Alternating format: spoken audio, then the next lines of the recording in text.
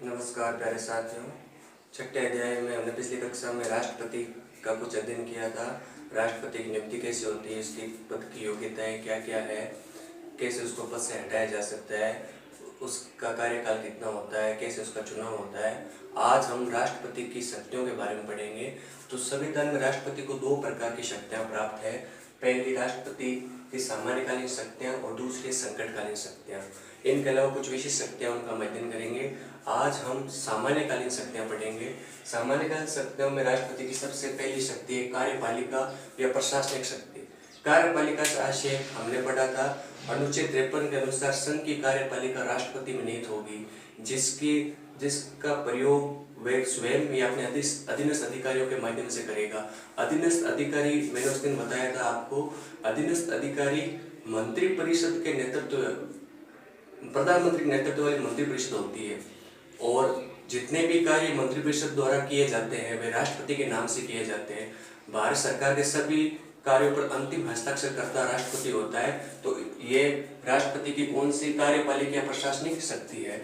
दूसरा है महत्वपूर्ण अधिकारियों की नियुक्ति व पदच्युति, मतलब महत्वपूर्ण अधिकारियों की नियुक्ति करना, उनको पद से हटाना। तो राष्ट्रपति भारत संवैधानिक प्रमुख होने के नाते महत्वपूर्ण अधिकारी प्रधानमंत्री को नियुक्त करता है, प्रधानमंत्री के नेतृत्व वाली मंत्रिपरिषद को नियुक्त करता है। इसके अलावा सर्वोच्च न्यायालय के मुख्य न्यायाधीश अन्य न्यायाधीशों की नियुक्ति करता है, राज्य के राज्यपालों की नियुक्ति करता है, हाईकोर्ट के मुख्य न्यायाधीश व अन्य न्यायाधीशों की नियुक्ति करता है। साथ ही नियंत्रक, महालेखा परीक्षक, महान्यायवादी आदि सभी बड़े संवैधानिक पदाधिकारियों की नियुक्ति करता है, और इनको पद से हटाने का अधिकार भी राष्ट्रपति के पास है। तो ये राष्ट्रपति की दूसरी शक्ति हुई, महत्वपूर्ण अधिकारियों की नियुक्ति और पदच्युति। तीसरा है शासन संचालन शक्ति। अब भारत सरकार का जो शासन संचालन है यह सारा राष्ट्रपति के द्वारा ही किया जाता है। जैसे मंत्रिपरिषद का निर्माण करना प्रधानमंत्री की सिफारिश पर, वे मंत्रिपरिषद के कार्यों का बंटवारा भी राष्ट्रपति द्वारा किया जाता है। ये राष्ट्रपति की शासन संचालन संबंधी शक्ति है। चौथी शक्ति है वैदेशिक क्षेत्र में शक्ति। संघ का वैधानिक प्रमुख होने के नाते राष्ट्रपति अनेक प्रकार के वैदेशिक क्षेत्र में भी शक्ति रखता है, जैसे भारत के राजदूतों की अन्य देशों में नियुक्ति करना, कूटनीतियों की नियुक्ति करना, वैदेशिक संबंधों में अंतर्राष्ट्रीय संधि या समझौतों को मंजूरी प्रदान करना। यह भारत का प्रतिनिधित्व करता है अंतर्राष्ट्रीय स्तर पर, इसलिए ये राष्ट्रपति की वैदेशिक क्षेत्र में शक्ति है। अगली है सैनिक क्षेत्र में शक्ति। मैंने पहले दिन बताया था तीनों सेनाओं का सर्वसेनापति राष्ट्रपति होता है।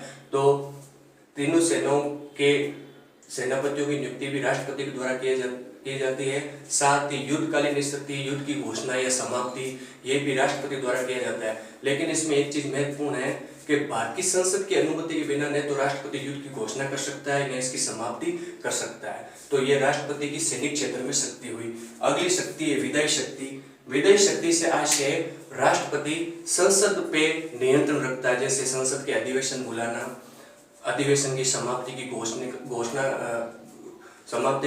करना, साथ ही प्रधानमंत्री की सिफारिश पर लोकसभा को भंग करना तथा संसद के संयुक्त अधिवेशन की अध्यक्षता करना, उसमें अपना अभिभाषण देना, साथ ही समय समय पर या विभिन्न अवसरों पर संसद के सदनों को संबोधित करना या भाषण देना। इससे राष्ट्रपति सामान्य नीति, जो सरकार की जो सामान्य नीति है, इसके बारे में बताता है। तो ये राष्ट्रपति की विधायी शक्ति है। इसके अलावा अगला है संसद में सदस्यों को मनोनयन करने की शक्ति। तो राष्ट्रपति संसद में, लोकसभा में 2 आंग्ल भारतीय समुदाय के सदस्यों को मनोनीत करता है तथा राज्यसभा में 12 सदस्यों को मनोनीत करता है, जो कला, साहित्य, विज्ञान तथा सामाजिक सेवा में निपुण व्यक्ति होते हैं। इनकी नियुक्ति करता है। राष्ट्रपति की सामान्यकालीन शक्ति है संसद में सदस्यों को मनोनयन करने की शक्ति। साथ ही अगला है विधेयक पर निषेधाधिकार शक्ति। तो राष्ट्रपति किसी विधेयक को रोक सकता है, अस्वीकृत कर सकता है, पुनर्विचार के लिए लौटा सकता है तथा अनिश्चित काल के लिए अपने पास रोक सकता है। तो यह राष्ट्रपति पर किसी भी विधेयक पर निषेधाधिकार शक्ति है। अगला है अध्यादेश जारी करने की शक्ति। ये राष्ट्रपति की एक विशेष शक्ति है। इसका उल्लेख अनुच्छेद 123 में है, जिसको अध्यादेश जारी करने की शक्ति कहा जाता है। ऐसा राष्ट्रपति जब कर सकता है तब संसद का सत्र नहीं चल रहा हो। साथ ही इसकी अधिकतम अवधि संसद के सत्र प्रारंभ होने के 6 सप्ताह तक लागू रहती है। तो ये राष्ट्रपति की एक विशेष शक्ति है अध्यादेश जारी करने की शक्ति। राष्ट्रपति की सामान्यकालीन शक्तियों के बारे में अध्ययन किया। अब दूसरी शक्ति राष्ट्रपति की संकटकालीन शक्तियां। तो संकटकालीन शक्तियों की बात करें तो ये मूल संविधान में जर्मनी के संविधान से ली गई है। इसमें पहली शक्ति है युद्ध, बाह्य आक्रमण या आंतरिक अशांति के नाम पर राष्ट्रीय आपातकाल लगाना। तो इसमें एक चीज ये है कि 44वें संविधान संशोधन के बाद कुछ बदलाव आया है। पहले हम मूल संविधान में ये क्या शक्ति इसके बारे में बात करते हैं। तो मूल संविधान में राष्ट्रपति अनुच्छेद 352 के तहत युद्ध व बाह्य आक्रमण तथा आंतरिक अशांति के नाम पर भारत में राष्ट्रीय आपातकाल की घोषणा कर सकता था। ऐसी आशंका उत्पन्न होने पर या परिस्थिति उत्पन्न होने पर यह लागू कर सकता था। इसके लिए संसद की अनुमति की आवश्यकता नहीं थी और ऐसी घोषणा संसद की अनुमति के बिना 2 माह तक लागू रह सकती थी। तो ये मूल संविधान में 352 की शक्ति युद्ध व बाह्य आक्रमण व आंतरिक अशांति के नाम पर थी। लेकिन 44वें संविधान संशोधन 1978 के तहत इसमें कुछ संशोधन किया गया। इसमें युद्ध बाह्य आक्रमण को यथावत रखा गया, लेकिन आंतरिक अशांति को हटाकर उसकी जगह सशस्त्र विद्रोह शब्द जोड़ा गया। अब आंतरिक अशांति के नाम पर राष्ट्रीय आपातकाल नहीं लगाया जा सकता। साथ ही राष्ट्रपति को ऐसा आपातकाल लगाने के लिए मंत्रिमंडल से परामर्श आवश्यक कर दिया गया। साथ ही संसद के दोनों सदनों से आपातकाल की घोषणा के 1 माह के बाद अनुमति लेना अनिवार्य बना दिया गया। साथ ही इसकी अधिकतम अवधि 6 माह निश्चित की गई। अगर 6 माह से इसको आगे बढ़ाना है तो संसद से अनुमति लेनी पड़ेगी। तो ये युद्ध व बाह्य आक्रमण व सशस्त्र विद्रोह के नाम पर राष्ट्रपति भारत में राष्ट्रीय आपातकाल घोषित कर सकता है। इसकी कोई अधिकतम अवधि निश्चित नहीं की गई है, लेकिन इस पे जरूर थोड़ा 44वें संविधान संशोधन के तहत कुछ इस पे नियंत्रण लाया गया है। साथ ही बात करें तो अब तक भारत में ये 3 बार राष्ट्रीय आपातकाल लग चुका है। 2 बार युद्धकालीन स्थिति में, एक बार भारत चीन युद्ध के समय, एक बार भारत पाक युद्ध के समय और एक बार आंतरिक अशांति के नाम पर इंदिरा गांधी ने इसको लगाया था। तो ये बात हुई युद्ध व बाह्य आक्रमण या सशस्त्र विद्रोह के नाम पर राष्ट्रीय आपातकाल घोषित करना।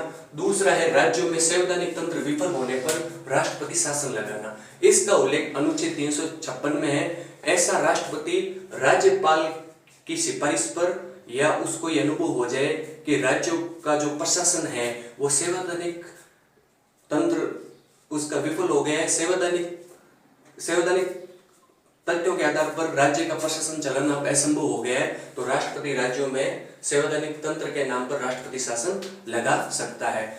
इसकी भी अधिकतम अवधि 6 माह है, लेकिन इसको समय पर बढ़ाया जा सकता है और अधिकतम अवधि इसकी 3 वर्ष है और इसमें भी संसद व मंत्रिमंडल की परामर्श आवश्यक है।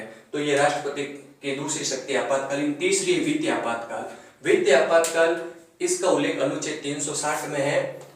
अगर राष्ट्रपति को ये अनुभव हो जाए कि देश की संचित निधि पर कोई खतरा है या भारत का जो वित्तीय विवरण है वो बिगड़ गया, वित्तीय असंतुलन उत्पन्न हो गया है, तो राष्ट्रपति वित्तीय आपातकाल की घोषणा कर सकता है। लेकिन अभी तक भारत में ऐसी स्थिति एक बार भी नहीं हुई है, लेकिन ये आपातकाल की शक्तियों में शामिल है राष्ट्रपति। इसके अलावा राष्ट्रपति की कुछ अन्य विशेष शक्तियां हैं, जैसे वित्तीय शक्तियां।